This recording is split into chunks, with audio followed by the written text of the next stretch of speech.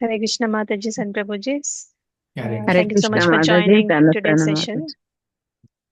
మనం మంగళాచరణతో స్టార్ట్ చేద్దాం. ఓం అజ్ఞానతిమిరాంధస్య జ్ఞానాంజనశలాకయ చక్షురున్మిళితం येन తస్మై శ్రీ గురవే నమః. శ్రీ చైతన్య మనోభీష్టం స్థాపితం येन భూతలే స్వయం రూపః కదా మహ్యం దదాతి స్వపదాంతికం. వందేహం శ్రీగురో శ్రీయుతపదకమలం శ్రీగురూన్ వైష్ణవాంశ్చ శ్రీరూపం సాగరజాతాం సహగణ రఘునాథాన్వితం తం సజీవం సాద్వైతం సావధూతం పరిజనసహితం కృష్ణ చైతన్యదేవం శ్రీరాధా కృష్ణ పాదాన్ సహగణ లలితా శ్రీ విశాఖాన్వితాంశ్చ హే కృష్ణ కరుణా సింధో దీనబంధో జగత్పతే గోపేశ గోపికా కాంత రాధాకాంత నమోస్తుతే తప్త కాంచన గౌరాంగీ రాధే వృందావనేశ్వరి వృషభానుసుతే దేవి ప్రణమామి హరిప్రిये.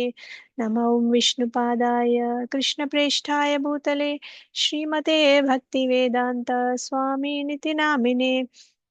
నమస్తే సారస్వతే దేవే గౌరవాణి ప్రచారిణే నిర్విశేష శూన్యవాది పాశ్చాత్య దేశతారిణే వాంఛాకల్పతరుభ్యశ్చ కృపా సింధుభ్యైవ చ పతితానాం పావనేభ్యో వైష్ణవేభ్యో నమో నమః. జై శ్రీ కృష్ణ చైతన్య ప్రభు నిత్యానంద శ్రీ అద్వైత గదాధర శ్రీవాసాది గౌర భక్త వృంద. హరే కృష్ణ కృష్ణ కృష్ణ హరే హరే హరే రామ రామ రామ హరే హరే. జయ జయ శ్రీ చైతన్య జయ నిత్యానంద జయ అద్వైత చంద్ర జయ గౌర భక్త వృంద. జయ జయ శ్రీ చైతన్య జయ నిత్యానంద జయ అద్వైత చంద్ర జయ గౌర భక్త వృంద. జయ జయ శ్రీ చైతన్య జయ నిత్యానంద జయ అద్వైత చంద్ర జయ గౌర భక్త వృంద. ఓం నమో భగవతే వాసుదేవాయ. ఓం నమో భగవతే వాసుదేవాయ. ఓం నమో భగవతే వాసుదేవాయ. నారాయణం నమస్కృత్యం నరం చైవ నరోత్తమం దేవీం సరస్వతీం వ్యాసం తదో జయముదీరయేత్. నష్టప్రాయేష్వభద్రేషు నిత్యం భాగవత సేవయా భగవతి ఉత్తమశ్లోకే భక్తిర్భవతి నైష్టికీ. కృష్ణాయ వాసుదేవాయ దేవకీ నందనాయ చ నందగోపకుమారాయ గోవిందాయ నమో నమః. ముఖం కరోతి వాచాలం పంగుం లంఘయతే గిరిం యత్కృపాతమహం వందే శ్రీ గురుం దీనతారణం పరమానందమాధవం శ్రీ చైతన్యేశ్వరం. श्री श्री राधा मदन मोहन की जय. श्री श्री गौर निताई की जय. श्री श्री श्री जगन्नाथ बलराम सुभद्रा मैया की जय. जगत गुरु पतित पावन श्रील प्रभुपाद की जय. अनंत कोटि वैष्णव वृंद की जय. श्रीमद् भगवद गीता की जय. निताई गौर प्रेमानंदे हरि हरि बोल.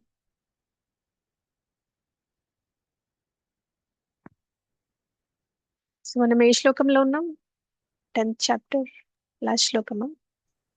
Ladies and మాతాజీ. Krishna మాతాజీ, హరే కృష్ణ మాతాజీ. 41 వరకు అయింది కదా. లాస్ట్ ఇది ఒక్కటి మిగిలింది 10th చాప్టర్. సో మనం ఇది ఒక్కటి శ్లోకం చూసుకొని మనం కొద్దిగా రివిజన్ చేసుకుందాం. 10th చాప్టర్ ఇప్పుడే అయిపోయింది కాబట్టి కొంచెం మళ్ళీ ఒకసారి రివైజ్ చేసుకుందాం. ఈరోజు కొత్త చాప్టర్ స్టార్ట్ చేయకుండా అలా చేద్దాం. 10.42 రిసైడ్ చేద్దాం. స్క్రీన్ కనిపిస్తుంది అందరికి? కనిపిస్తుంది మాతాజీ. అథవా బహునైతేన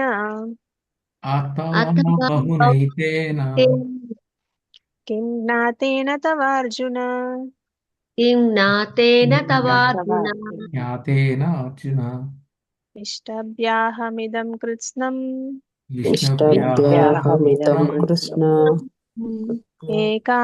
ఏకాంశేన స్థితో జగత్. ఏకాంశేన స్థితో స్థితో జగత్.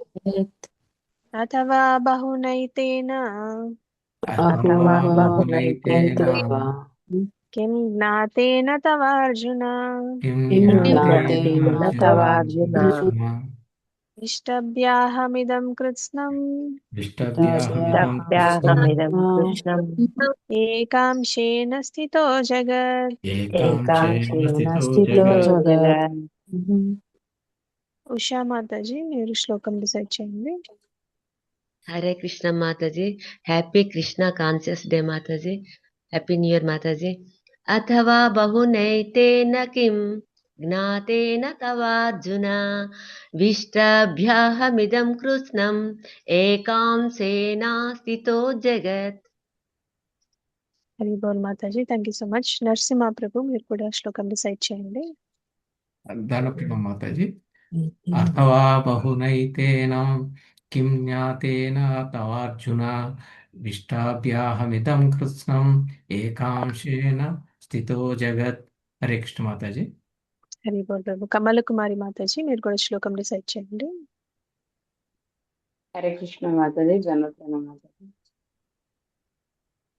అథవా బహునైతేన కిం జ్ఞాతేన తవార్జున విష్టాభ్యాహమిదం కృష్ణం మేకాంశేన స్థితో జగత్. హరి బోల్ మాతాజీ. ఉషా రాణి మాతాజీ మీరు అనువాదం చదవండి. హరే కృష్ణ మాతాజీ. అనువాదం. కానీ ఓ అర్జున, ఈ సవిస్తరమైన జ్ఞానము నాకు అవసరం ఏమున్నది? కేవలం నా ఒక అంశ మాత్రం చేతనే నేను ఈ సమస్త విశ్వమును వ్యాపించి పోషించుచుండను. హరే కృష్ణ మాతాజీ. Thank you Mataji. హరి బోల్ మాతాజీ. సంధ్య మాతాజీ మీరు భాష్యం ఫస్ట్ పారాగ్రాఫ్ చదవండి మాతాజీ. హరే కృష్ణ మాతాజీ. దండార్థం. నమో భగవతే వాసుదేవాయ. పరమ పురుషుడు సమస్త విశ్వమునందును అన్ని వస్తువుల యందును పరమాత్మగా ప్రవేశించి ఉన్నట్లుగా ప్రతిపాదింపబడినది. సమస్త విషయములు ఏ విధముగా విభూతి సంపన్నములు మరియు వైభవవేతములుగా ఉండునో తెలుసుకొనుట వలన లాభం లేదని శ్రీకృష్ణుడు ఇక్కడ అర్జునకు చెప్పుచున్నాడు. శ్రీకృష్ణుడు పరమాత్మ ప్రకాశించుట చేతను ప్రతిదీను స్థితిని కలిగి ఉన్నదనియు అతడు ఎరుగవలెను. మహత్తర జీవి అయిన మహా బ్రహ్మదేవుని మొదలుగా అతి సూక్ష్మమైన చీమ వరకు గల సమస్త జీవుల యందును భగవానుడు పరమాత్మగా వాటి యందు ప్రవేశించి వాని పోషించుట చేతను అవి స్థితిని కలిగి ఉన్నవి. హరే కృష్ణ మాతాజీ. థ్యాంక్ యూ మాతాజీ. స్వర్ణలత మాతాజీ మీరు నెక్స్ట్ పారాగ్రాఫ్ చదవండి. హరే కృష్ణ మాతాజీ. మానవుడు ఇదే కదా మాతాజీ? అదే కిందికి అంటారా మాతాజీ. మాతాజీ? కొంచెం ఏం మాతాజీ కొంచెం పైకి మానవుడు ఏ దేవతలను పూజించినను చివరకు దేవాది దేవుని చెంతకే లేక పరమ గమ్యనకే ఆ పూజ చేర్చునకు సిద్ధాంతమును ప్రచారము చేయు సంఘము ఒకటి కలదు. బ్రహ్మ రుద్రాదులు వంటి గొప్ప దేవతలు కూడా దేవాది దేవుని విభూతి అంశమునకు ప్రాతినిధ్యము వహించుచున్నది. అట్టి దేవతల పూజ కూడా ఇక్కడ పూర్తిగా నిరసింపబడిచున్నది. జన్మించిన వారందరకును అతడే మూలము.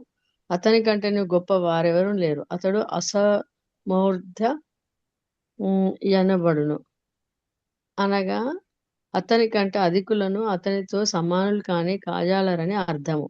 పద్మపురాణమునందు దేవతలు బ్రహ్మరుద్రాదులైనను సరియే శ్రీకృష్ణ భగవానునితో సమానమని భావించువాడు తక్షణమే నాస్తికుడగునని పాషాండుడగునని చెప్పబడినది. శ్రీకృష్ణుని దివ్య విభూతులను, శక్తులను, విస్తారములను పూర్తిగా అధ్యయనం చేసిన మానవుడే నిస్సందేహంగా దేవాది దేవుని దివ్య స్థితిని ఎరిగి అతని ఆరాధనము నందు ఏకాగ్రతతో మనసును లగ్నము చేయగలడు. అట్టి శ్రీకృష్ణ భగవానుడు తన స్వరూపాంశం అయిన పరమాత్మునిగా సమస్తము నందు వ్యాపకుడగుచున్నాడు. కనుకనే శ్రద్ధ భక్తులు సంపూర్ణ కృష్ణ చైతన్యముతో భక్తియుక్త సేవ యందు తమ మనస్సును కేంద్రీకరించి యుందురు. కనుకనే వారెల్లప్పుడూ ఆధ్యాత్మిక స్థితి యందు నెలకొని యుందురు. శ్రీకృష్ణ భగవానుని యొక్క భక్తి యోగము మరియు అర్చనము అనున్నది 8 నుండి 11వ శ్లోకము వరకు ఈ అధ్యాయం నందు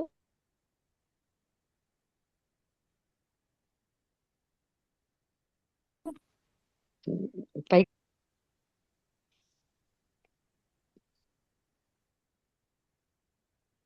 వినిపించట్లే మాతాజీ మీ వాయిస్. నందు స్పష్టంగా ఇదేనా? అవునా? వినబడట్లేదా? ఇప్పుడు పర్లేదు దశామాధ్యాయం మాతాజీ చదవండి. స్పష్టంగా సూచింపబడినది. వాస్తవమునకు అదియే శుద్ధమైన భక్తి యొక్క సేవా మార్గము. మానవుడు భగవానుని సహచర్యమును అత్యున్నత పరిపూర్ణత్వము ఎలా సాధింపగలడు ఈ అధ్యాయం నందు సవిరంగా తెలుపబడినది. శ్రీకృష్ణుని నుండి వచ్చుచున్న గురు శిష్య పరంపర యందలి శ్రీల బలదేవ విద్యాభూషణులు ఈ అధ్యాయముపై తన వాక్యములను ముగించుచు ఈ క్రింది విధముగా తెలిపియుండిరి.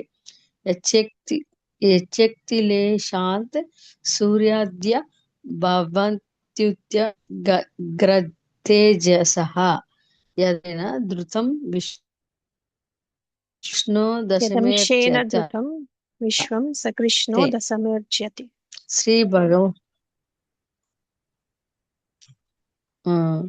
శ్రీకృష్ణ భగవానుని ఉత్కృష్టమైన శక్తి లేశము నుండి ఏ శక్తిమంతుడైన సూర్యుడు కూడా తేజమును పొందుచున్నాడు. శ్రీకృష్ణుని స్వరూపాంశ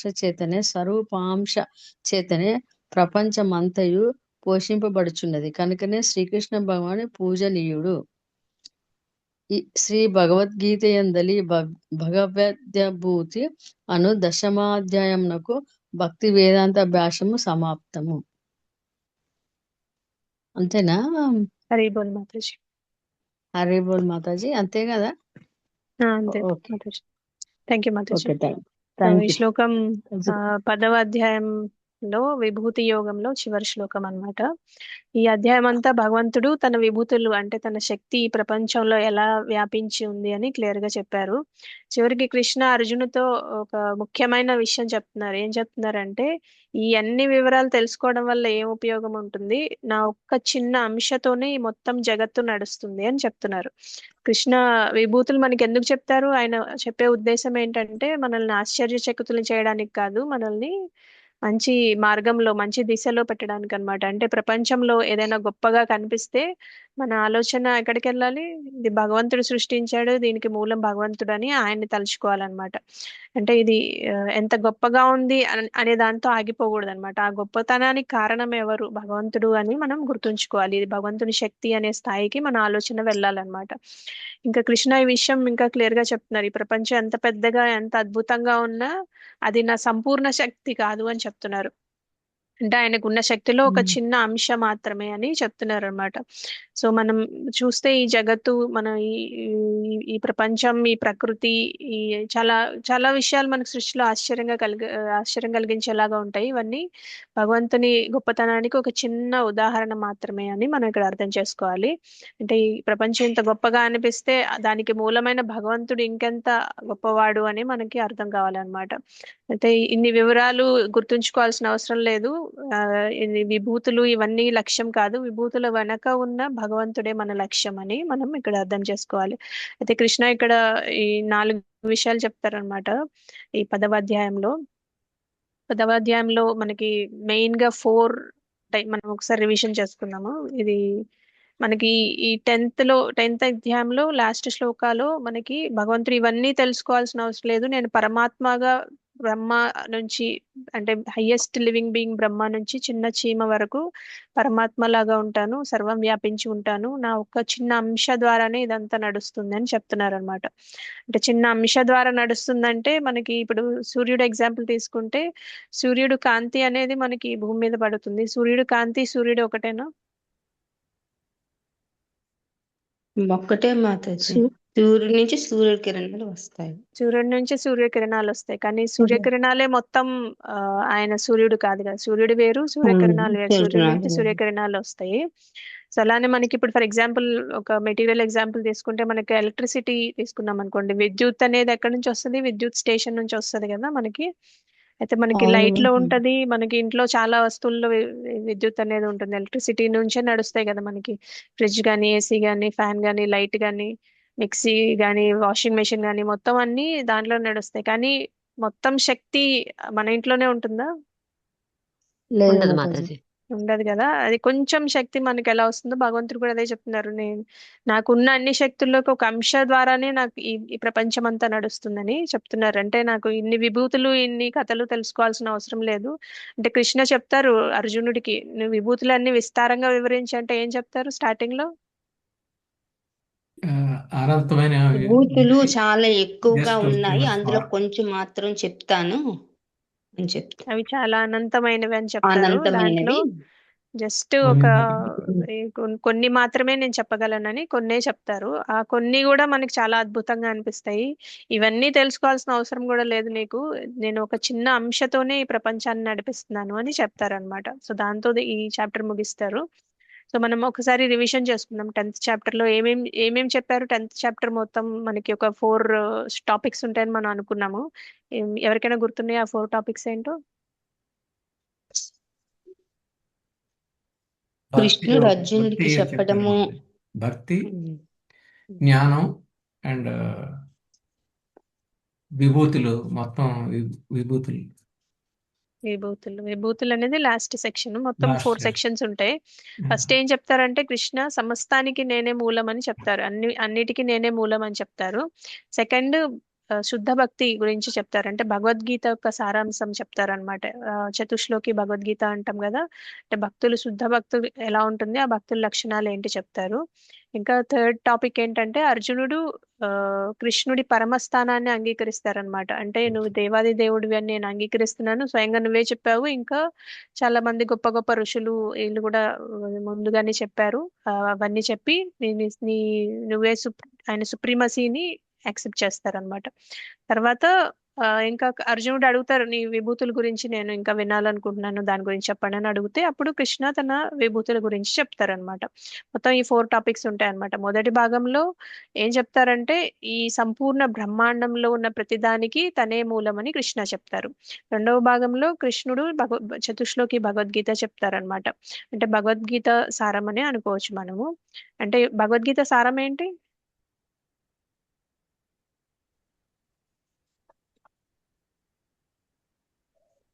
భగవద్గీత సారం ఏంటి ఒక లైన్ లో చెప్పాలంటే?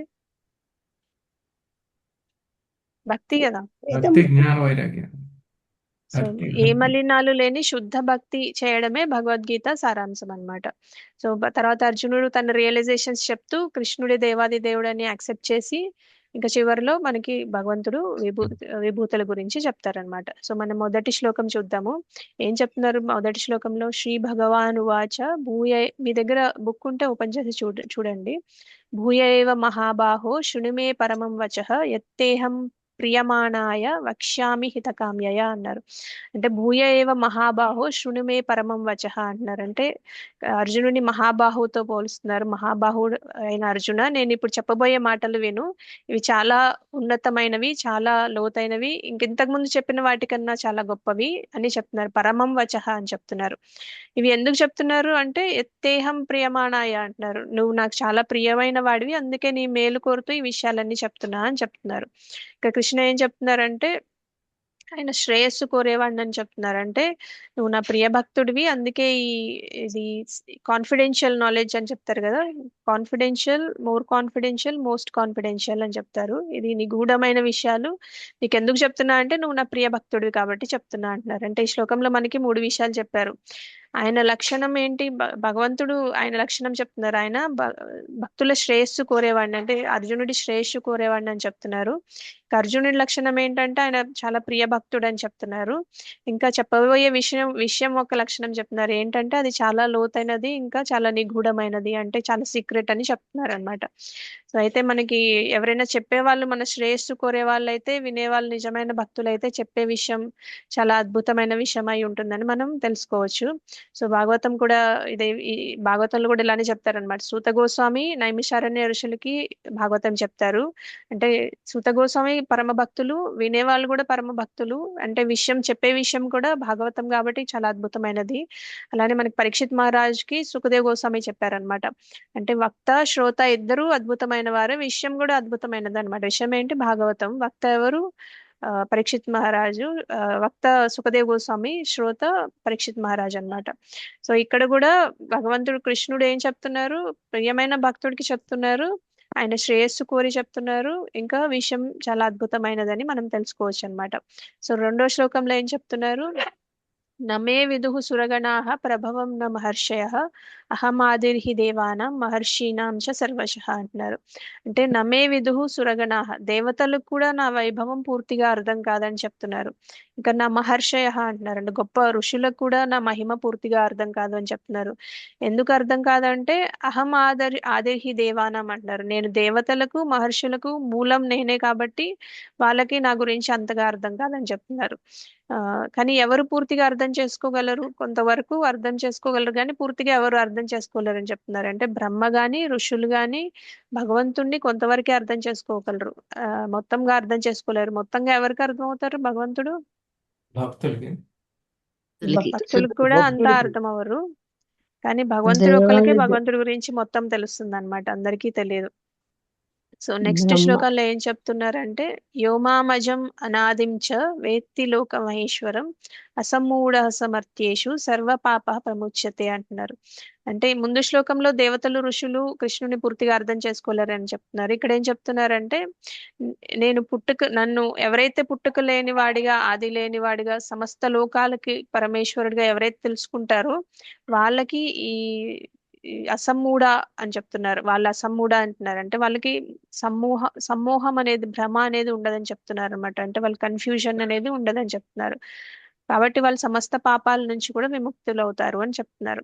ఎవరైతే ఆయన్ని యోమాం అజం అనాదిం, నన్ను జన్మలేని, అజం అంటే జన్మ లేకపోవడం, అనాదిం అంటే ఆది లేకపోవడం, అలా అర్థం చేసుకుంటారో, ఇంకా సర్వలోక మహేశ్వరం, సర్వలోకాలకి అధిపతిగా అర్థం చేసుకుంటారో అలాంటి వ్యక్తికి భ్రమ అనేది ఉండదు, గందరగోళం అనేది ఉండదని చెప్తున్నారు. సో భగవద్గీత ప్రారంభంలో అర్జునుడు ఏం చెప్తారు? నేను సమ్మూఢ అని చెప్పుకుంటారు అనమాట. అయోమయంలో ఉన్నానని చెప్పి శిష్యస్తేహం షాదిమాం త్వాం ప్రపన్నం అంటారు కదా, నన్ను శిష్యుడిగా స్వీకరించమని చెప్తారు. ఆయన గురువుగా యాక్సెప్ట్ చేస్తారు. ఎందుకంటే ఆయన సమూహంలో ఉన్నప్పుడు గురువు గారిని ఆశ్రయిస్తారు అనమాట. అలాంటప్పుడు సమూహం నుంచి విమోచన అనేది దొరుకుతుంది. కాబట్టి అలాంటి విముక్తి కోసం కృష్ణుని ఆశ్రయిస్తారనమాట. అంటే కృష్ణ కూడా ఇంతకు ముందు కూడా చెప్పారు మనకి, ఆయనే సర్వలోక మహేశ్వరుడు అని, సమస్తానికి అధిపతి అని. అదే విషయాన్ని ఇక్కడ మళ్ళా ధృవీకరిస్తున్నారు అనమాట. ఎవరైతే నన్ను అలా తెలుసుకుంటారో వాళ్ళు సమూహం నుంచి బయటకు వస్తారు. బయటికి వచ్చిన తర్వాత వాళ్ళకి సర్వ పాపాల నుంచి విముక్తి కూడా పొందుతారని చెప్తున్నారు. అయితే మనకి ఏ శ్లోకంలో చెప్పారు సర్వలోక మహేశ్వర అని? మనం చాలాసార్లు చెప్పుకున్నాం అది. భోక్తారాం యజ్ఞ అది 25.29 మాత. చెప్తారా శ్లోకం మొత్తం? చెప్తాను మాత. భోక్తారాం 29 కదా యజ్ఞ మాతాజీ? 29. భోక్తారాం యజ్ఞ తపసాం సర్వలోక మహేశ్వరం సుహృదం సర్వభూతానాం జ్ఞాత్వా మాం శాంతి మృచ్చతి. శాంతి సూత్రం మాతాజీ. హరి బోల్ మాతాజీ. సో నెక్స్ట్ 10.4 and 5 లో ఏం చెప్తున్నారో చూద్దాం. ఇంకా ఏం చెప్తున్నారంటే బుద్ధిర్జ్ఞానం అసమ్మోహ క్షమా శాంతిం దమా శమః సుఖం దుఃఖం భవో అభావో భయం చాభయమేవ చ అహింసా శాంత స్తుష్టి తపోదానం యశో యశః భవంతి భావభూతానం మత్త ఏవ పృథగ్విదాః అంటున్నారంటే మనకి ఇవన్నిటికీ మూలం నేనే అని చెప్తున్నారు అనమాట. సమస్తానికి మూలం నేనే అని 10.4, 10.5 లో చెప్తున్నారు. అంటే బుద్ధి అంటే వివేకం, జ్ఞానం అంటే తెలుసుకోవడం, అసమ్మోహ అంటే మనం సమ్మోహం లేకపోవడం అని, మోహం లేని పరిస్థితి అని ఇప్పుడు చెప్పుకున్నాం. క్షమ అంటే క్షమించగల గుణం, సత్యం అంటే సత్యంగా ఉండడం, నిజాయితీగా ఉండడం, దమ అంటే ఇంద్రియ నియంత్రణ, శమ అంటే మనస్సు నియంత్రణ, సుఖం అంటే ఆనందం, దుఃఖం అంటే బాధ, భవ అంటే జన్మ, అభవ అంటే మరణం, భయం అంటే భయం, అభయం అంటే భయం లేకపోవడం. ఇవన్నీ లక్షణాలు భగవంతుడి నుంచే వస్తే నేనే అన్నిటికీ మూలం అని చెప్తున్నారు అనమాట. అంటే ఇవన్నీ నా నుంచే ఉద్భవిస్తాయని చెప్తున్నారు అనమాట. అన్ని లక్షణాలకి మూలం భగవంతుడే అని చెప్తున్నారు. అయితే మనకి ఒక సందేహం వస్తుంది ఇక్కడ. జన్మకి మూలం ఓకే కృష్ణుడు, మరణానికి కూడా ఆయనే మూలం అని ఎలా అర్థం చేసుకోవాలి? సరే, అంటే క్షమ, సుఖం ఇలాంటి మంచి గుణాలన్నిటికీ, అంటే పాజిటివ్ గుణాలన్నిటికీ మూలం అంటే పర్వాలేదు, మనం అర్థం చేసుకుంటాం. కానీ కృష్ణుడు నెగిటివ్ గుణాలకు కూడా నేనే మూలం అని చెప్తున్నారు. అంటే సుఖానికి మూలం నేనే, దుఃఖానికి మూలం నేనే అని చెప్తున్నారు. అంటే ఆనందానికి నేనే మూలం, బాధకి నేనే మూలం, జన్మకి మరణానికి రెండిటికి నేనే మూలం, భయంకి అభయానికి రెండిటికి నేనే మూలం అని చెప్తున్నారు. అంటే భయం లేకపోవడం అంటే భగవంతుడిని ఆశ్రయిస్తే భయం లేకుండా ఉంటుంది, మరి భయానికి కూడా భగవంతుడే ఎందుకు మూలం అని చెప్తున్నారు? దీన్ని మనం ఎలా అర్థం చేసుకోవాలంటే, ఇంతకు ముందు కూడా మనకి చెప్పారు. ఒక ఫర్ ఎగ్జాంపుల్ మనకి ఇప్పుడు సూర్యుడిని ఉదాహరణగా తీసుకుంటే, సూర్యుడు మనకి తూర్పు దిక్కులో ఉదయిస్తూ ఉంటారు. అయితే సూర్యుడి వైపు మనం నిలబడితే మనకి వెలుగు కనిపిస్తుంది, అవునా కాదా? అవును. మాతాజీ. Yes. సూర్యుడి వైపు కాకుండా వెనక్కి తిరిగి నిలబడితే ఏం కనిపిస్తుంది? నీడ కనిపిస్తుంది. నీడ కనిపిస్తుంది. అంటే ఇప్పుడు చీకటికి నీడకి మూలం ఏంటి? సూర్యుడే కదా. Sure. మీరు Yes. మీరు ఒకవైపు నుంచి అంటే భగవంతుడికి అనుకూలంగా వెళ్తే మనకి వెలుగు కనిపిస్తుంది, భగవంతుడికి ప్రతికూలంగా వెళ్తే మనకి చీకటి కనిపిస్తుంది అన్నమాట. అంటే చీకటి అంటే మనం అధర్మం వైపు నడుస్తున్నాము, అధర్మం అంటే అజ్ఞానం వల్ల మనకి బాధలు, దుఃఖాలు, అవన్నీ భయం అన్ని వస్తాయి అన్నమాట. సో అన్నిటికీ మూలం సూర్యుడే అయినట్టు, నీడకి మూలం సూర్యుడే అయినట్టు ఇలాంటి వాటికి కూడా, అంటే భయానికి, దుఃఖానికి, వీటన్నిటికి కూడా మూలం శ్రీకృష్ణుడే అవుతారనమాట. ఎలా అవుతారనేది మనం ఈ ఉదాహరణతో తెలుసుకోవచ్చు. అంటే సూర్యుడు లేకపోతే మనకి వెలుగు ఉండదు, నీడ కూడా ఉండదు కదా. అంటే మంచి ఉండదు, చెడు ఉండదు భగవంతుడు లేకపోతే అని మనం అర్థం చేసుకోవాలి. ఎలా అయితే సూర్యుడి వెలుగుకి మూలము, నీడకి మూలమో, భగవంతుడు కూడా సుఖానికి, దుఃఖానికి రెండిటికి మూలమని మనం అర్థం చేసుకోవచ్చు అన్నమాట. సో మనం ఏం అర్థం చేసుకోవాలంటే, కృష్ణుడు సుఖానికి మూలం, దుఃఖానికి మూలం, విజయానికి మూలం, పరాజయానికి మూలం, భయానికి మూలం, భయం లేకుండా ఉండడానికి కూడా మూలం ఆయనే, సుఖానికి, దుఃఖానికి అన్నిటికీ ఆయనే మూలం. కానీ మనం ఏది ఎంచుకోవాలి అన్నది మన చేతిలోనే ఉంటది. మంచి ఎంచుకోవాలా, చెడు వదిలేయాలి అనేది మన చేతుల్లోనే ఉంటది, అవునా కాదా? అవును మాతాజీ. కానీ మనం గుర్తుంచుకోవాల్సిన అన్నిటికీ మూలం మాత్రం భగవంతుడే అని. సో అంటే సూర్యుడు వెలుగుకి, చీకటికి ఎలా మూలమో, నిజానికి చీకటి అంటే ఏంటి? చీకటి అంటే వెలుగు లేకపోవడం అన్నమాట. అజ్ఞానం. అంటే ధర్మం అంటే ఏంటి? కృష్ణుడు చెప్పింది పాటించడం ధర్మం. అధర్మం అంటే కృష్ణుడి మాటలకి విరుద్ధంగా మనం చేసే పనులు అధర్మం అవుతాయి అన్నమాట. సో నీడని ఎవరు సృష్టించారు? సూర్యుడే సృష్టించాడు. కానీ మనం దానికి వెనక్కి తిరగడం వల్ల వచ్చింది కాబట్టి, అది సోర్స్ సూర్యుడైనా సరే కారణం మనమే అవుతాం అన్నమాట. సో అలానే సూర్యుడు లేకపోతే నీడ ఉండదు, కానీ సూర్యుడి ముందు మనం నిలబడతాం కాబట్టి నీడ వచ్చింది అనే విషయాన్ని మనం అర్థం చేసుకోవాలి. అయితే కృష్ణుడి బోధనలను మనం కృష్ణుడు చెప్పినట్టు పాటించకపోతే అది అధర్మం అవుతుంది. భగవంతుని ఆదేశాలను పాటించినట్టయితే మనకి సుఖం అనేది వస్తుంది, పాటించకపోతే దుఃఖం అనేది వస్తుంది అన్నమాట. లేకపోతే మనకి ఆనందమే ఉంటుంది. అయితే చీకటి అంటే ఏంటి? వెలుగు లేకపోవడం అనుకున్నాం కదా. అలాగే బాధలు, కష్టాలు, అసంతృప్తి ఇవన్నీ అధర్మం నుంచి వస్తాయి అన్నమాట. అంటే భగవంతుణ్ణి మనం వ్యతిరేకిస్తున్నాం కాబట్టి ఈ పరిస్థితులు మనం ఎదుర్కొంటున్నామని తెలుసుకోవాలి. సో కృష్ణుడు ఉన్న చోట దుఃఖం అనేది ఉండదు, కృష్ణుడికి విరుద్ధంగా వెళ్తే మాత్రం దుఃఖం అనేది ఉంటుందని మనం తెలుసుకోవచ్చు. ఇంకా తర్వాత కృష్ణ ఇంకా కొన్ని గుణాలు చెప్తున్నారు. హింస, సమత, తుష్టి, తపః, దాన, అయశ అంటున్నారు. అహింస అంటే హింస చేయకపోవడం, సమత అంటే బ్యాలెన్స్ అన్నమాట, సమతుల్యత పాటించడం, తుష్టి అంటే సంతృప్తి, తపః అంటే ఆస్టరిటీ అంటే ఆత్మ నిగ్రహం. మరి నిన్న ఏకాదశి ఉపవాసం ఎవరు తోచినంత వాళ్ళు చేసుంటారు కదా, అది కూడా తపః కిందకే వస్తుంది అనమాట. దానం అంటే మనం దానం చేయడం. యశ అంటే మంచి పేరు, ప్రఖ్యాతులు రావడం. అయశ అంటే చెడ్డ పేరు, ప్రఖ్యాతికి అపఖ్యాతి రావడం అన్నమాట. ఇవన్నీ నా నుంచే వస్తాయని కృష్ణ చెప్తున్నారు. అంటే నేనే అన్ని గుణాలకి మూలం, నేనే అన్ని వ్యక్తిత్వాలకి మూలం అని చెప్తున్నారు అనమాట. నెక్స్ట్ శ్లోకంలో ఏం చెప్తున్నారంటే, మహర్షయ సప్త పూర్వే అంటున్నారు. అంటే దీని అర్థం ఏంటంటే, ముందుగా మనకి ఏడుగురు మహర్షులు ఉంటారనమాట. సప్త పూర్వే, ముందు మనకి 7 మహర్షులు ఉంటారు. ఆ 7 మహర్షులు కూడా భగవంతుడే మూలం అని చెప్తున్నారు అనమాట. చత్వారహ అంటున్నారు. చత్వార అంటే 4 కుమారులు. అంటే 4 కుమారులు ఉంటారు కదా, సనక, సనందన, సనాతన, సనత్ కుమారులు. వాళ్ళకు కూడా భగవంతుడే మూలం అంటున్నారు. ఇంకా మనవహ తత అంటున్నారు. అంటే మనూస్ ఉంటారు కదా, ఎవరైతే ఈ ప్రపంచంలో ప్రజలందరినీ సృష్టిస్తారో, వాళ్ళ నుంచి ఎలా పుడతారో వాళ్ళందరినీ మనూస్ అంటారు. వాళ్ళకు కూడా భగవంతుడే మూలం మూలం అని చెప్తున్నారు అనమాట. ఇంకా ఇప్పుడు మనకు ఒక ప్రశ్న వస్తుంది అనమాట. సాధారణంగా మనం ఏమనుకుంటాం, ఈ మహర్షులు, ఈ 4 కుమారులు, ఈ మనూసు, వీళ్ళందరినీ బ్రహ్మ కదా సృష్టించారు అనే క్వశ్చన్ వస్తుందా మనకి? వస్తుంది. అంటే అయితే వస్తుంది మనకి మాతాజీ. బ్రహ్మని ఎవరు సృష్టించారు? విష్ణు విష్ణు శ్రీ నారాయణమూర్తి.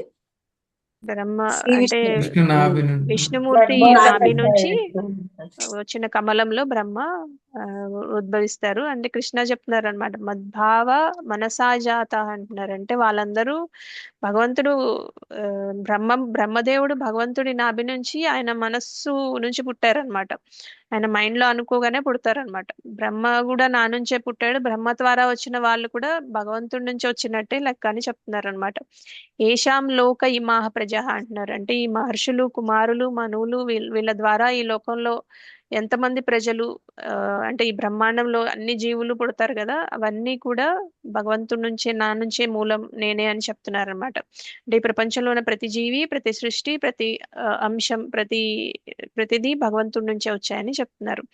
అంటే మహర్షులు భగవంతుడి నుంచే వస్తారు, కుమారులు భగవంతుడి నుంచే వస్తారు, మనూసు భగవంతుడి నుంచే వస్తారు. వీళ్ళందరినీ బ్రహ్మ క్రియేట్ చేశారు కాబట్టి బ్రహ్మ నుంచే భగవంతుడి నుంచే బ్రహ్మ వచ్చారు కాబట్టి ఈ బ్రహ్మాండంలో అన్ని జీవులకి మూలం భగవంతుడే అని మనం అలా అర్థం చేసుకోవాలన్నమాట. కృష్ణ ఇక్కడ క్లియర్ గా చెప్తున్నారు మనకి, వీటన్నిటికీ నేనే మూలం అని చెప్తున్నారు. ఇక నెక్స్ట్ శ్లోకంలో ఏం చెప్తున్నారో చూద్దాం. ఏతాం విభూతిం యోగం చ అంటున్నారు. అంటే ఏతాం విభూతిం యోగం చ అంటే అన్ని విభూతులు ఈ, నా నుంచే వచ్చాయని చెప్తున్నారు. మమ యో వేత్తి తత్వతః అంటున్నారు. అంటే ఎవరు నిజంగా నన్ను అర్థం చేసుకుంటారో ఆ విభూతులు అంటే ఏంటి? మహర్షులు, దేవతలు, మంచి గుణాలు, చెడు గుణాలు, ఆ అన్ని జీవులు, మొత్తం బ్రహ్మాండం, ఇవన్నీ లోకాలు, అన్ని గ్రహాలు, ఇంకా ఈ భౌతిక జగత్తులు మొత్తం ఇవన్నీ గురించి చెప్తున్నారు. విభూతులు అంటే ఇవన్నీ నా నుంచే వచ్చాయని స్పష్టంగా చెప్తున్నారు అన్నమాట మనకి. ఇక్కడ కృష్ణ ఇంకో విషయం చెప్తున్నారు. ఈ మొత్తానికి ఈ నేనే మూలం అని చెప్తున్నారు. ఇప్పుడు ఏవైతే చెప్పారో మనకి, ఈ మొత్తం అన్ని గుణాలకి, లక్షణాలకి, భౌతికంగా ఏవైతే ఉన్నాయవన్నిటికీ నేనే మూలం అని చెప్తున్నారు. అయితే ఇంకా ఏం చెప్తున్నారు? ఎవరు నిజంగా ఇది అర్థం చేసుకుంటారో, భగవంతుడే అన్నిటికీ మూలం అని అర్థం చేసుకుంటారో వాళ్ళు ఏం చేస్తారు? సహజంగా ఆయనకి శరణాగతి పొందుతారు. అవునా కదా? Yes mother. అవును అవును. అవును మాతాజీ. సో న్యాచురల్ గా జరుగుతుంది అనమాట. అది మనకి భగవంతుడు ఇంత గొప్పవాడు, ఆయన నుంచే మనం వచ్చామని తెలిస్తే మనం ఆటోమేటిక్ గా ఆయనకి శరణాగతి అవుతామా లేదా? అవుతాం. బలవంతంగా ఎవరైనా చేయించాల్సి వస్తుందా? ఈ భగవంతుడు ఈయనకి లేదు శరణాగతి అవ్వు అని బలవంతంగా చేయించాల్సి వస్తుందా? మనకి న్యాచురల్ గానే అనిపిస్తుందా? న్యాచురల్ గా మనకు అనిపిస్తుంది. న్యాచురల్ న్యాచురల్ గానే అనిపిస్తుంది. సో వికల్పేన యోగేన యుజ్యతేన అత్ర సంశయ అంటున్నారు. వికల్పేన యోగేన అంటే ఏ అసూయ లేకుండా, మనసులో ఎలాంటి గందరగోళం లేకుండా, ఆ, ఎలాంటి సందేహాలు లేకుండా, సంకోచాలు లేకుండా ఉండడం. యుజ్యతే అంటే వాళ్ళు కృష్ణునితో యోగంలో ఆ చేరిపోతారని అనుకోవచ్చు అనమాట. నాత్ర సంశయ అలాంటి దాంట్లో ఏ సందేహం లేదని కృష్ణ చెప్తున్నారు. అంటే దాని అర్థం ఏంటంటే కృష్ణుని శక్తిని అంగీకరించి ఆయన మహిమను అర్థం చేసుకొని అన్నిటికీ మూలమని తెలుసుకుంటే భగవంతుడికి సహజంగానే శరణాగతి మార్గానికి మనల్ని తీసుకెళ్తాయి అని చెప్తున్నారు. అయితే శరణాగతి పొందిన వ్యక్తి లక్షణాలు ఎలా ఉంటాయి అనేది చెప్తున్నారు అన్నమాట కృష్ణ. వాళ్ళ లక్షణాలు ఎలా ఉంటాయంటే వాళ్ళు భక్తి మార్గాన్ని అనుసరిస్తారు. భక్తి మార్గం అంటే శుద్ధ భక్తి మార్గానికి వెళ్తారనమాట. ఈ శుద్ధ భక్తి మాత్రమే అన్నిటికీ, అంటే భగవంతుడు చెప్పిన విషయాలన్నిటికీ సారాంశం ఏంటంటే, భగవద్గీత సారాంశం శుద్ధ భక్తి చేయడం అన్నమాట. అయితే భగవద్గీత మనకి శుద్ధ భక్తిని ఈ 4 శ్లోకాల్లో చెప్తారు. 8, 9, 10, 11లో ఇదే మనకి భగవద్గీత సారాంశం అని కూడా చెప్తూ ఉంటారు. అయితే మనకి 8వ శ్లోకం చూద్దాం. 8వ శ్లోకం ఎవరికైనా గుర్తుందా? ఎవరైనా రిసైట్ చేస్తారా? అహం సర్వస్య ప్రభవో మత్తః సర్వం ప్రవర్తితే ఇతి మత్వా భజింతే మాం బుధా భావ సమన్విత. అహం సర్వస్య ప్రభవ అంటే ఈ అన్నిటికీ నేనే మూలం అని చెప్తున్నారు. ప్రతి ఒక్కటి నా నుంచే ఉద్భవించినవి అని చెప్తున్నారు. నేనే అన్ని భౌతిక లోకాలకు మూలం, అన్ని ఆధ్యాత్మిక లోకాలకు కూడా నేనే మూలం అని చెప్తున్నారు. అంటే ఆధ్యాత్మిక లోకాలు, భౌతిక లోకాలు మొత్తం భగవంతుడి మీద ఆధారపడి ఉన్నాయని చెప్తున్నారు. ఇంకా మత్త సర్వం ప్రవర్తతే, అవన్నీ నా మీద ఆధారపడి ఉన్నాయి, నేనే సర్వవ్యాపి అయి ఉన్నానని చెప్తున్నారు అనమాట. అంటే కృష్ణ సృష్టించారు, ఇంకా పరమాత్మగా ప్రతి జీవిలో ఉండి ఆ సృష్టిని కొనసాగిస్తూ ఉంటారు అనమాట. అంటే ఈ మొత్తం సృష్టిలో ప్రతి మూలలో ప్రతి కణంలో భగవంతుడు ఉన్నారనమాట. అందుకే ఆయనే సోర్స్, మూలం అంటారు. ఆయనే సస్టెనెన్స్, అంటే ఆయన పోషించేది కూడా ఆయనే, ఇంకా ఫౌండేషన్ కూడా ఆయనే, పునాది కూడా ఆయనే అని చెప్తారనమాట. సో ఇది అర్థం చేసుకున్న వాళ్ళు ఏం చేస్తారు, ఈ సత్యాన్ని అర్థం చేసుకున్న వాళ్ళు ఇది మత్వా భజంతేమాం అంటున్నారు. అంటే ఇది అర్థం చేసుకున్న వాళ్ళు నన్ను భజిస్తారు, నన్ను సేవిస్తారని చెప్తున్నారు.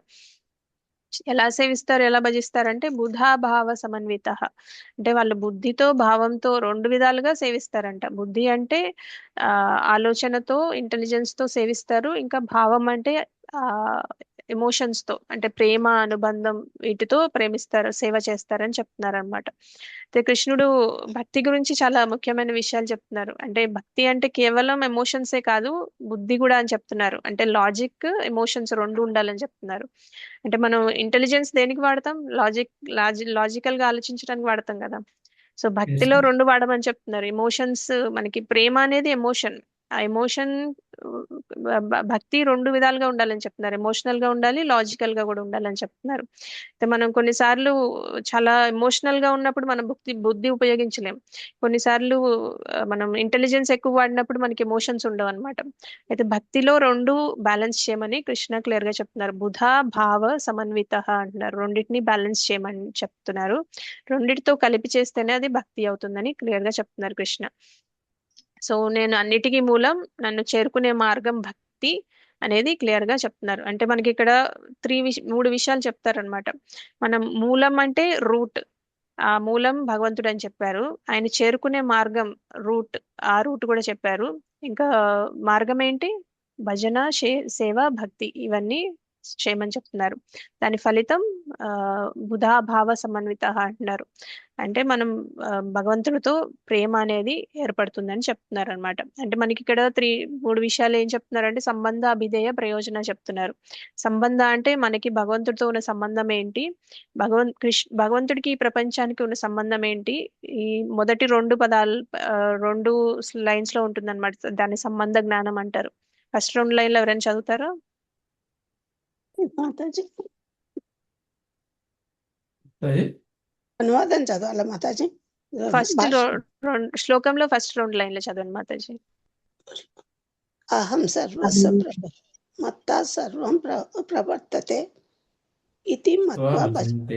అంతవరకు మాతాజీ. అహం సర్వస్య ప్రభవో మత్త సర్వం ప్రవర్తతే, ఇది మనకి సంబంధ జ్ఞానాన్ని చెప్తుంది అనమాట. కృష్ణుడితో మనకి ఉన్న సంబంధం ఏంటనేది చెప్తుంది ఈ రెండు లైన్లు. ఇంకా అభిధేయ అంటే ఈ సంబంధాన్ని మనం తిరిగి రివైవ్ చేసుకోవడానికి, మనకి భగవంతుడితో అనుబంధాన్ని తిరిగి పునరుద్ధరించుకోవడానికి ఏంటనేది అభిధేయ చెప్తుంది అనమాట.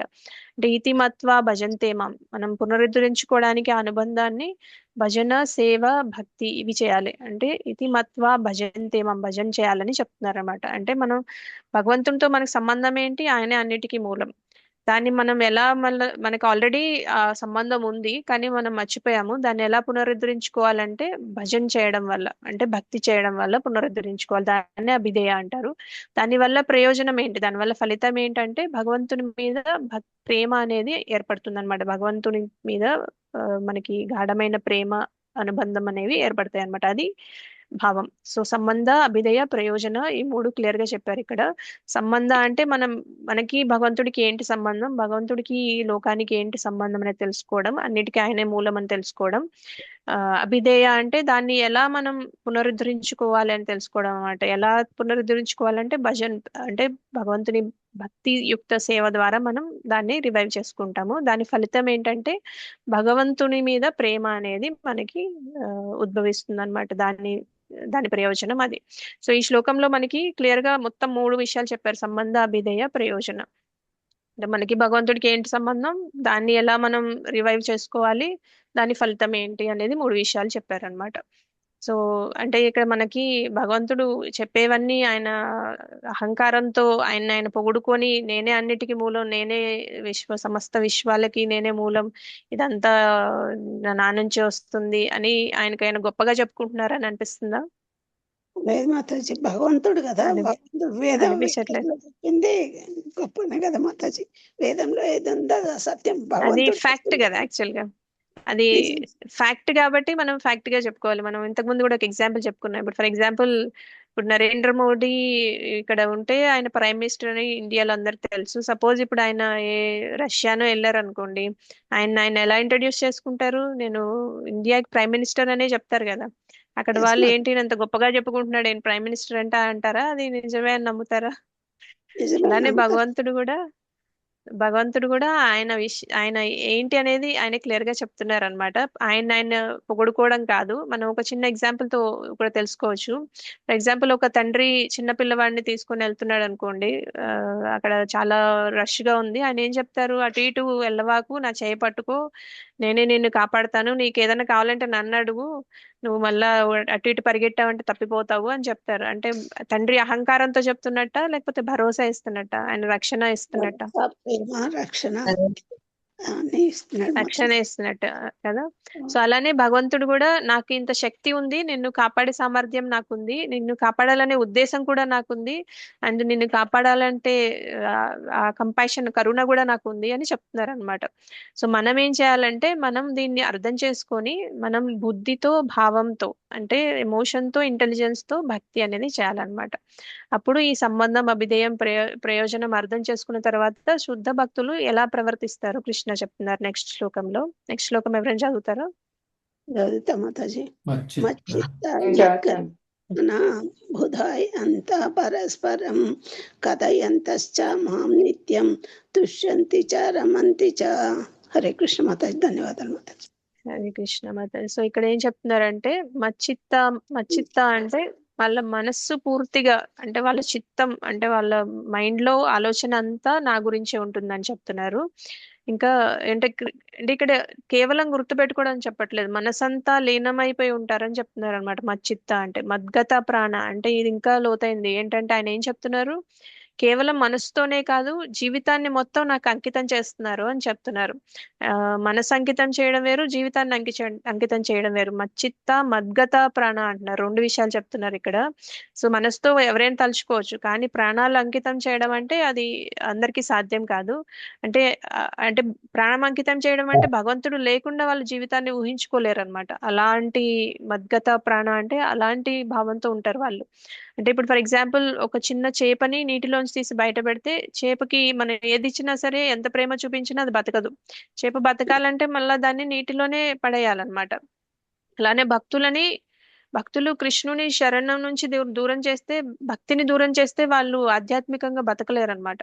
అందుకే మనందరం కూడా ఆధ్యాత్మికంగా ఆ చాలా ప్రాబ్లమ్స్ ఫేస్ చేస్తూ ఉంటాం అనమాట. మనకి ఏది ఇచ్చినా సంతృప్తి అనేది రాదు. భౌతికంగా మీరు ఏదన్నా ఇవ్వండి, అది తాత్కాలికంగానే తృప్తి అనేది వస్తుంది, కానీ మళ్ళీ ఏదో వెల్తిగా అనిపిస్తుంది.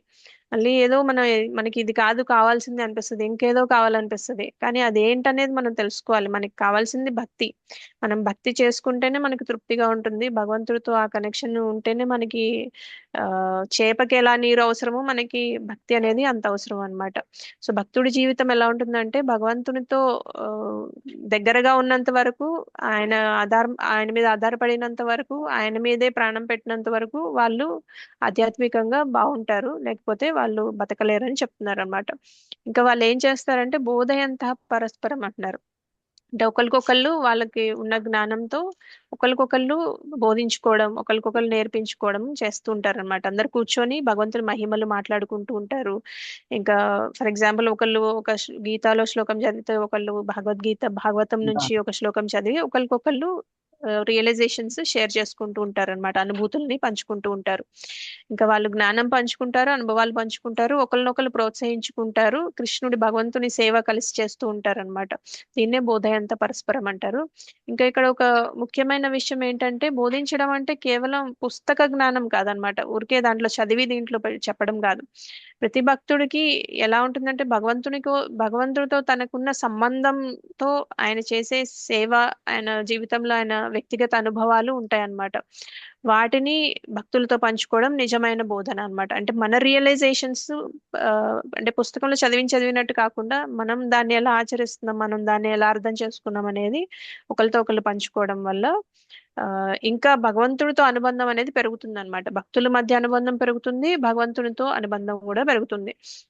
ఇంకా దాని వల్ల ఏం చేస్తారంటే భగవంతుని వైపు కలిసి నడుస్తారనమాట. అంటే భగవద్ మార్గంలోకి కలిసి వెళ్తూ ఉంటారు. భగవంతుని చేరుకునే మార్గంలో వాళ్ళు కలిసి వెళ్తూ ఉంటారనమాట. ఇంకా కథయంతశ్చ మాం నిత్యం, వాళ్ళు భగవంతుడి గురించి ఎప్పుడూ మాట్లాడుతూ ఉంటారు. నిత్యం అంటే ఎప్పుడైనా అప్పుడప్పుడు, అంటే ఇలా న్యూ ఇయర్ కో లేకపోతే సంక్రాంతికో అట్లా కాదు, ఎప్పుడు ప్రతిరోజు చదువుతారనమాట. అందుకే మనం కలిసి కూర్చొని భగవద్గీత, భాగవతం, హరికథ ప్రతిరోజు చర్చించాలి. అది ఎలా చేయాలంటే ఒక ఒక రిచువల్ లాగా చేయకూడదు అనమాట. అంటే ఈ రోజు ఏదో క్లాస్ ఉంది ఆ టైంకి వెళ్ళిపోయే వాళ్ళు చేసేయాలని కాదు. కొంతమంది భక్తి అనేది ఎలా చేస్తారు, పొద్దున్నే లేస్తారు కానీ భగవంతుడి మీద భక్తి ఉండదు, కానీ దీపం పెడతారు, నైవేద్యం పెడతారు, అన్ని పెడతారు, కానీ కనెక్షన్ అనేది ఉండదు అనమాట. సో కానీ అలా కాకుండా ఇక్కడ చెప్పే భక్తులు ఎలా చేస్తారంటే ఆనందంతో సంతృప్తితో చేస్తారని చెప్తున్నారు. అంటే తుష్యంతి చ రమంతి చ, అంటే వాళ్ళు లోపల నుంచి తృప్తి పొందుతారు, ఆనందంలో మునిగిపోతారు అని చెప్తున్నారు అనమాట. సో ఈ శ్లోకం మొత్తం ఏం చెప్తుందంటే మనం భక్తులు అనే వాళ్ళు ఎలా ఉంటారంటే భగవంతుని మీద లీనమై ఉంటారు, ఒకరికొకరు భగవంతుడి గురించి బోధించుకుంటూ ఉంటారు, కలిసి సేవ చేస్తారు, కలిసి హరికథ మాట్లాడుకుంటూ ఉంటారు. ఇంకా అంటే లోపల నుంచి వాళ్ళ ధ్యానం భగవంతుడి మీద ఉంటుంది, బయట నుంచి సేవ సత్సంగం చేసుకుంటూ ఉంటారు. ఇది శుద్ధ భక్తుల లక్షణం అని చెప్తున్నారు అనమాట.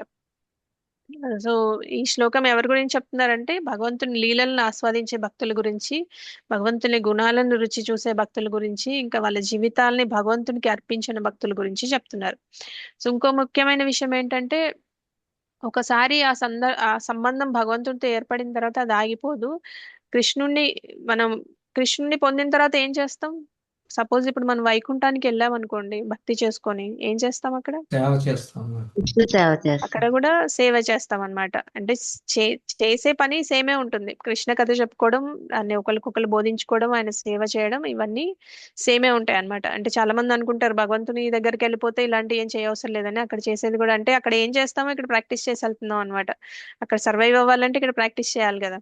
అంటే ఇప్పుడు ఫర్ ఎగ్జాంపుల్ మనం అమెరికా వెళ్ళాం అనుకోండి, వెళ్ళాలి అనుకుంటున్నాం అనుకోండి, ఏం చేస్తాం అక్కడ వాళ్ళ పద్ధతులు ఏంటి నేర్చుకుంటాము, అక్కడ వాతావరణానికి తగ్గట్టుగా మన బట్టలు అవన్నీ సర్దుకుంటాము, మనం మైండ్ ప్రిపేర్ చేసుకుంటాము, ఇవన్నీ ఉంటాయి కదా. సో ఇప్పుడు మనం వైకుంఠానికి వెళ్ళాలంటే కూడా ప్రిపరేషన్ అవసరమే కదా, అవసరమా కదా? అవును మరి. సో అందుకే మనం ఈ భక్తి అనేది వైకుంఠంలో చేసేది మనం ఇక్కడ నుంచి నేర్చుకొని వెళ్తున్నాం అన్నమాట.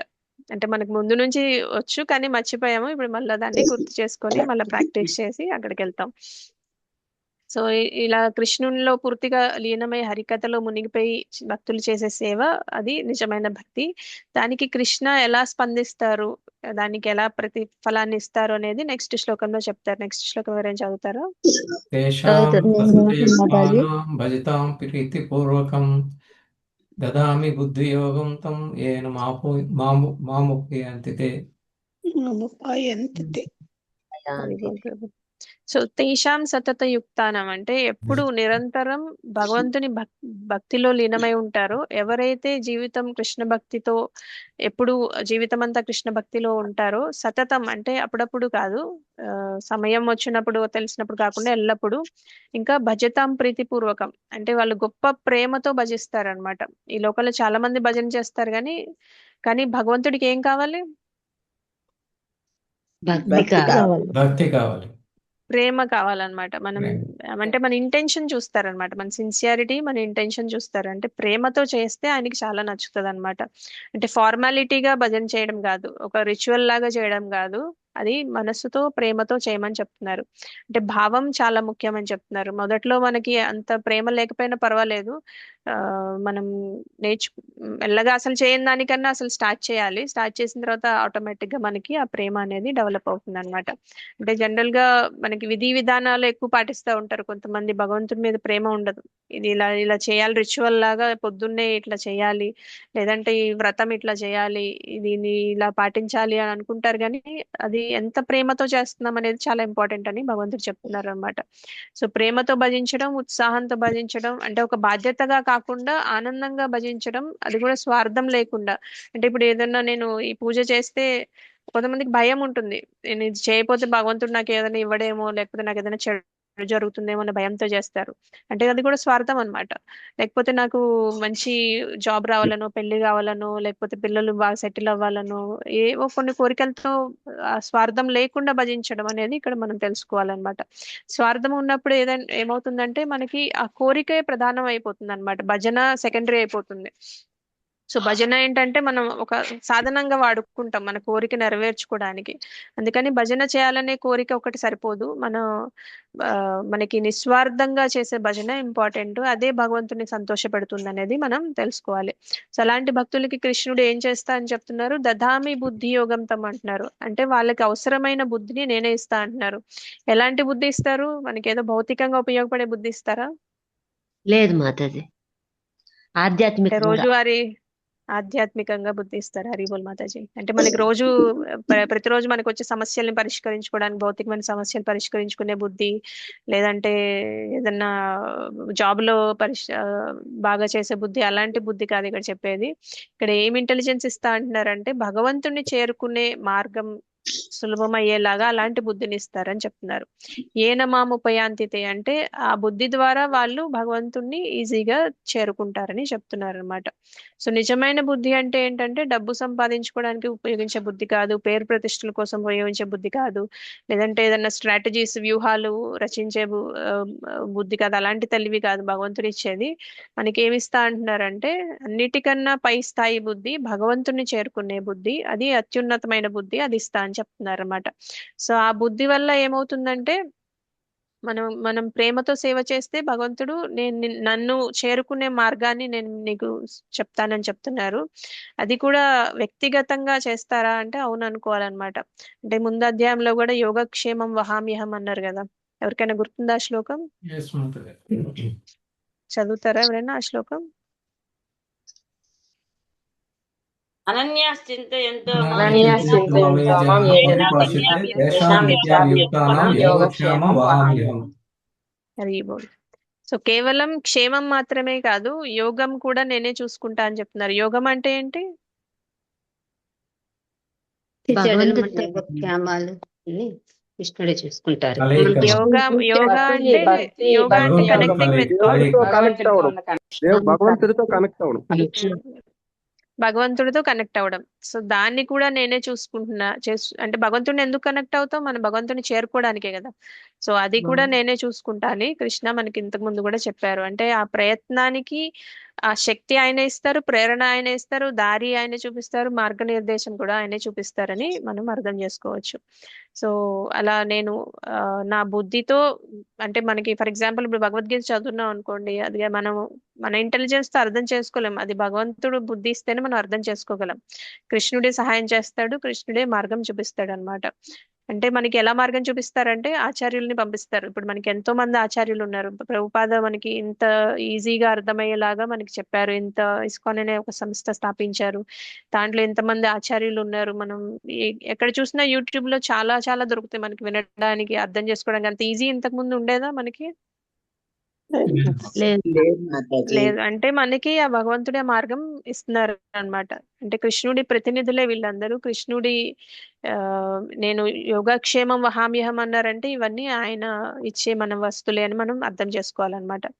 మనం చేసే సేవలో కూడా భగవంతుడే మనకి సహాయం చేస్తారు, సేవ చేసే అవకాశం ఇస్తారు, భక్తుల ద్వారా సేవ చేయిస్తారు, భక్తుల ద్వారా మార్గనిర్దేశకం కూడా చేయిస్తారు అనమాట. అంటే మనకి గీత అర్థం చేసుకోవాలన్నా, సేవ చేయాలన్నా, భక్తులు ముందుకు సాగాలన్నా ప్రతి దశలోనూ మనకి భగవంతుడే సహాయం అనేది చేస్తూ ఉంటారు అనమాట. సో దీని సారాంశం ఏంటంటే ప్రేమతో భజిస్తే భగవంతుడు మనకు బుద్ధి ఇస్తాడు.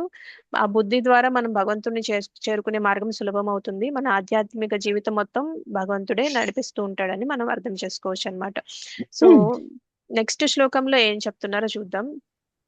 ఎవరైనా చదువుతారా నెక్స్ట్ శ్లోకం? తేషామేవానుకంపాద్రం అహం అజ్ఞానజం తమః నాశయామ్యాత్మ భావస్థో జ్ఞానదీపేన భాస్వత.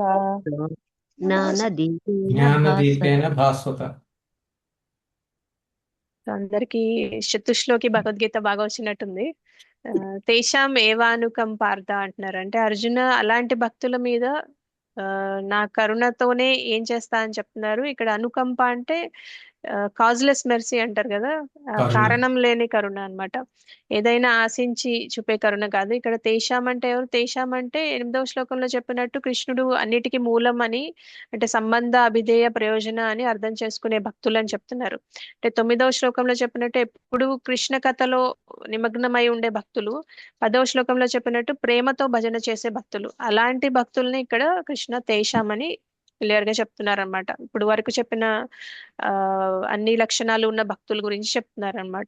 అహం అజ్ఞానజం తమః నాశయామి ఆత్మభావస్తో అంటున్నారంటే, అహం అంటే నేనే, నాశయామి నాశనం చేస్తా అంటున్నారు. ఏం నాశనం చేస్తారు? తమః. తమః అంటే చీకటి, అంధకారం అని అర్థం చేసుకో, అంటే అజ్ఞానం అనుకోవచ్చు అనమాట. Ignorance. అజ్ఞానజం తమః అంటున్నారు. అంటే ఈ భౌతిక లోకంలో అజ్ఞానం వల్ల మన హృదయాల్లో ఏర్పడిన ఆ చీకటి ఏదైతే ఉంటుందో, ఇంకా ఆ అజ్ఞానం అనే చీకటిని పూర్తిగా తొలగిస్తానని చెప్తున్నారు అనమాట. ఎలా తొలగిస్తా అంటున్నారు? జ్ఞాన దీపేన భాస్వత అంటున్నారు. అంటే మనకి దీపం ఉంటే వెలుగు వస్తుంది. జ్ఞాన దీపం అంటే మనకి అజ్ఞానం అనే చీకటిని తొలగించడానికి జ్ఞాన దీపాన్ని వెలిగిస్తా అని చెప్తున్నారు అనమాట. నేను వారి హృదయాల్లో జ్ఞాన దీపాన్ని వెలిగిస్తానని చెప్తున్నారు అనమాట. ఆత్మభావస్థ అంటున్నారు. ఆత్మభావస్థ అంటే వాళ్ళ హృదయాల్లో నేనే ఉన్నాను. కృష్ణ ఎక్కడో బయట ఉండరు, బయట నుంచి సహాయం చేయరు, మన హృదయంలోనే ఉంటారు. అక్కడ నుంచే జ్ఞాన దీపాన్ని వెలిగించి మన ఉన్న అజ్ఞానాన్ని తొలగిస్తా అని చెప్తున్నారు అనమాట. అంటే భక్తులు ప్రేమతో భజన చేస్తారు, కృష్ణ కథలో మునిగిపోతారు, శుద్ధ భక్తితో జీవిస్తారు. అప్పుడు కృష్ణుడు స్వయంగా మన హృదయంలో అజ్ఞానాన్ని జ్ఞాన దీపంతో తొలగిస్తారని చెప్తున్నారు అనమాట. అది ఆయన కరుణ ఎలా చూపిస్తారని చెప్తున్నారు అనమాట. ఇంకా మనకి శాస్త్రాల్లో కూడా ఉంటుంది కదా, తమసోమా జ్యోతిర్గమయ మృత్యోర్మా అమృతంగమయ అని. చీకటి నుంచి వెలుగులోకి నడిపించడం, అజ్ఞానం నుంచి అజ్ఞానం, మనకి అజ్ఞానం నిండి ఉంది, చీకటి కూడా నిండి ఉంది. భగవంతుడు మన హృదయాల్లో జ్ఞాన దీపంతో ఆ అజ్ఞానాన్ని, ఆ చీకటిని తొలగిస్తా అని చెప్తున్నారు అనమాట. భాగవతంలో కూడా చెప్తారు, భక్తి చేయడం వల్ల స్వయంగా జ్ఞానం వస్తుందని చెప్తున్నారు. భాగవతం 1.2.7 లో కూడా చెప్తారనమాట. వాసుదేవుడికి భక్తి చేస్తే ఆ భక్తి నుంచే మనకి జ్ఞానం, వైరాగ్యం 2 వస్తాయంట. అంటే మనకి వేరేగా ప్రయత్నాలు చేయవసరం లేదనమాట. ఇంకా జ్ఞానం, వైరాగ్యం అనేది చాలా ఇంపార్టెంట్. వాటన్నిటి కోసం మనం వేరే ప్రయత్నాలు చేయాల్సిన అవసరం లేదు. ఆయనకి భక్తి చేస్తే, శుద్ధ భక్తి వల్ల ఇవన్నీ ఆటోమేటిక్ గా వచ్చేస్తాయి అని చెప్తున్నారు అనమాట. భక్తి అంటే భక్తి అంటే ఏమేం చేయాలి మనం? నవవిధ భక్తి గుర్తుందా మీకు? శ్రవణం, కీర్తనం, అర్చనం, శ్రవణం, కీర్తనం, సేవనం, పాదసేవనం.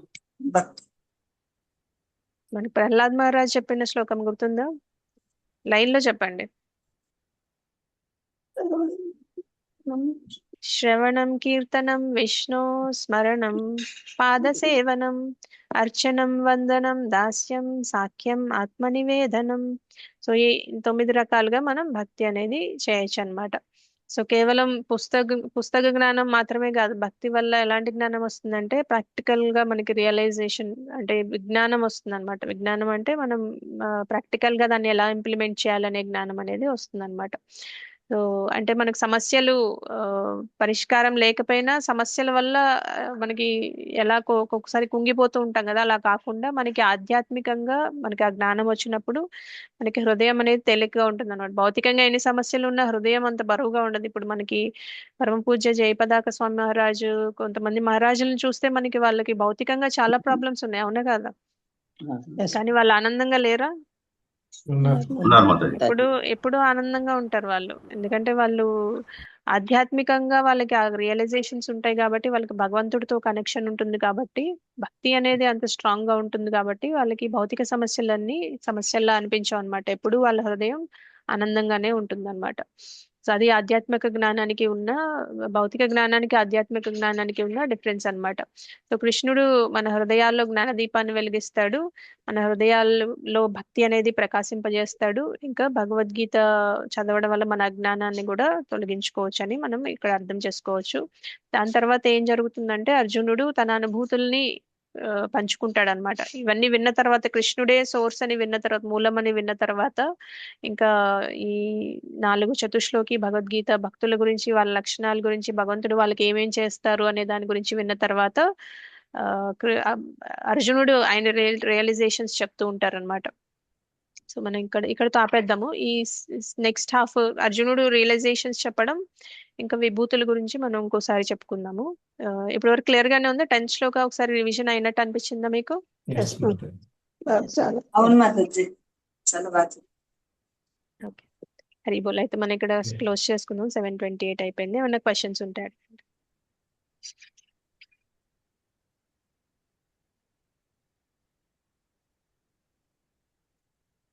హరే కృష్ణ మాతాజీ. ప్రశ్నలే. హరి కృష్ణ హరే మాతాజీ. కృష్ణ మాతాజీ. ఈ మధ్యన మా అత్తగారు చనిపోయారు. అప్పుడు ఎందుకు దీపం పెట్టుకోకూడదు అంటారు మాతాజీ? ఆ చనిపోయిన 11 రోజులు ఎందుకు పెట్టుకోకూడదు మాతాజీ?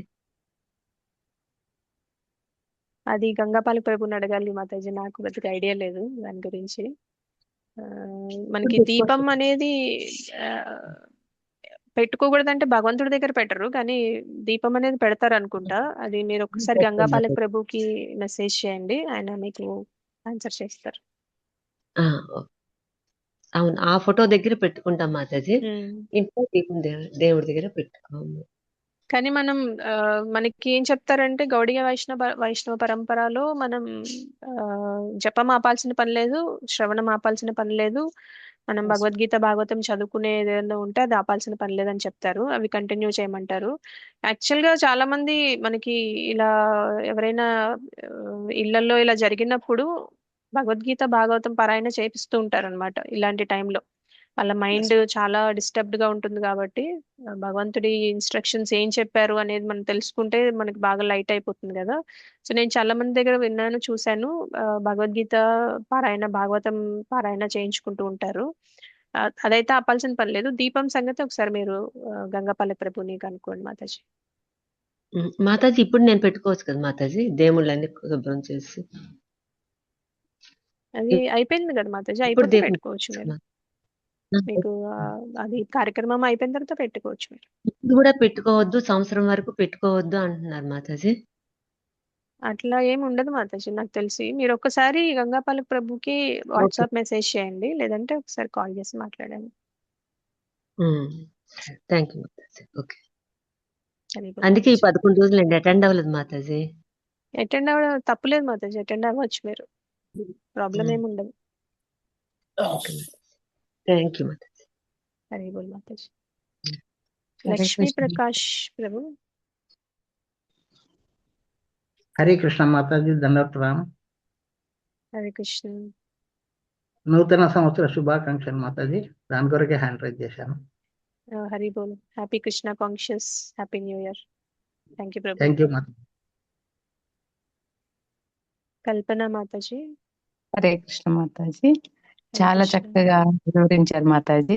మనం ప్రిపరేషన్ ఎలా చేయాలి వైకుంఠానికి అనేది మంచి ఎగ్జాంపుల్ తోటి చెప్పారు. చాలా బాగుంది మాతాజీ. హరే కృష్ణ. హరి బోల్ Mataji. Thank you so Hare much. Krishna, ధన్యవాద ప్రణామ్ మాతాజీ. హరే కృష్ణ, దండ ప్రణామ్. హరే కృష్ణ.